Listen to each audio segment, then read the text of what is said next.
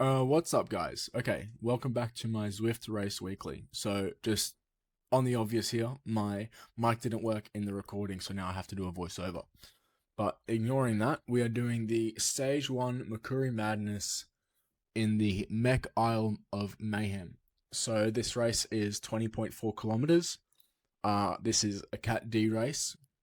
I am 260 racing score, so I'm right on the edge of Cat D and Cat C. And yeah, so today I was feeling pretty good. Not overly fantastic. My legs were a little bit sore from my previous riding sessions and the leg sessions, but they weren't too bad. Cardiovascularly, I felt really, really good. So I was just really keen for this race. I was really looking forward to seeing how this race plays out. I hadn't done any recon previously, so this is the first time I'm actually looking at the map. Obviously, I could see three climbs with two or three little hills coming through it.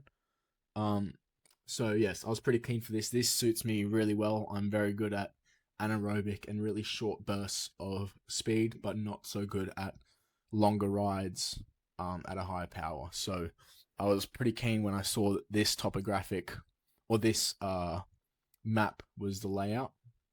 Here I see this guy going ahead, but it's the start of the race. Like, we're going to catch him pretty much no matter what. There was pretty much no chance that he was going to get in front and stay in front for the whole race, so I wasn't really worried about him.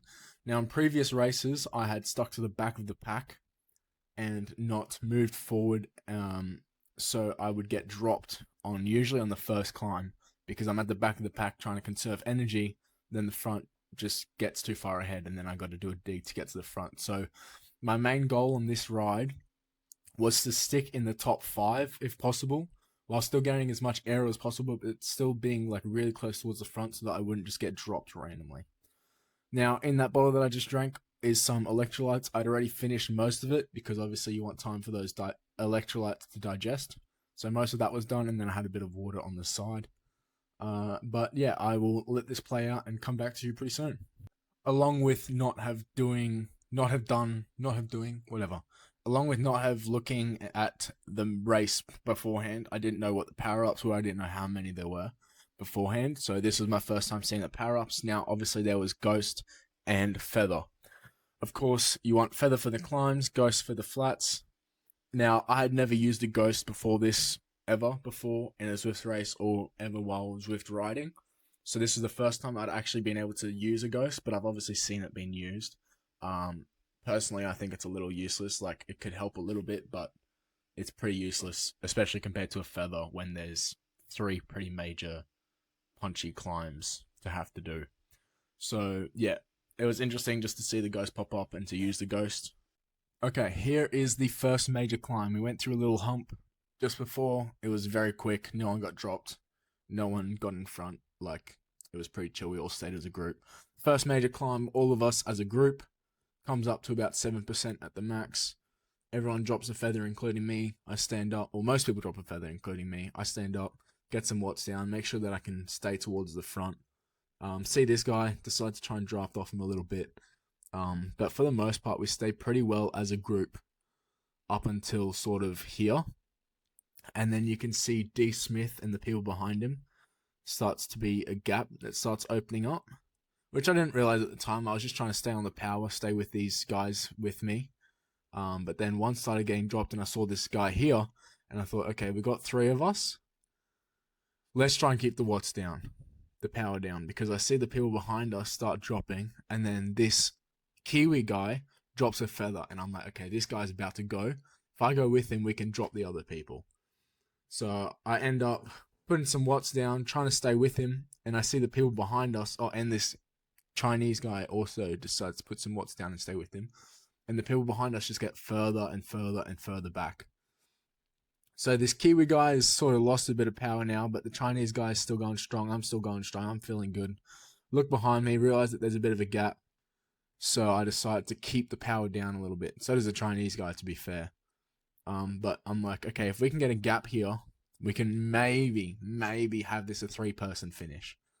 So keep the power down. Nothing ridiculous, but just enough to sort of get moving and try and get the people that are near me to pick up their power so that we can get away from the group behind us. I do end up overtaking this Chinese guy, try and give him a ride on, but I'd already given him a ride on. Try and emote to let him know, like, all right, boys, let's pick up some power. Hammer time. Let's pick up some power, try and get away from these guys. So I'm putting in a bit of an effort. Still nothing crazy, but just trying to, like, get these guys moving.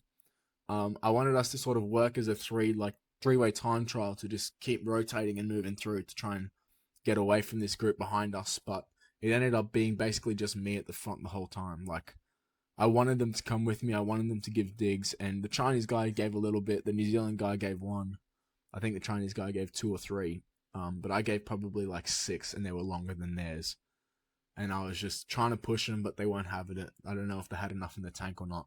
But I was feeling pretty good, so I was trying to keep them going. But it didn't end up happening, and the group behind us caught up.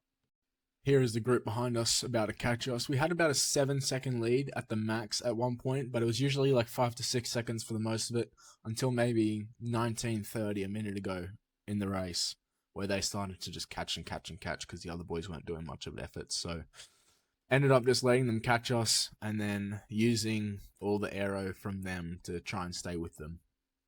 Okay, and here is the last final major climb. I had previously thought this climb was the same as the previous big climb until I realized that it was in reverse. And I realized that because obviously the incline is completely different from the previous one, but also when I looked at it, it kind of looked flipped. So this is the reverse climb of the climb that we did previously.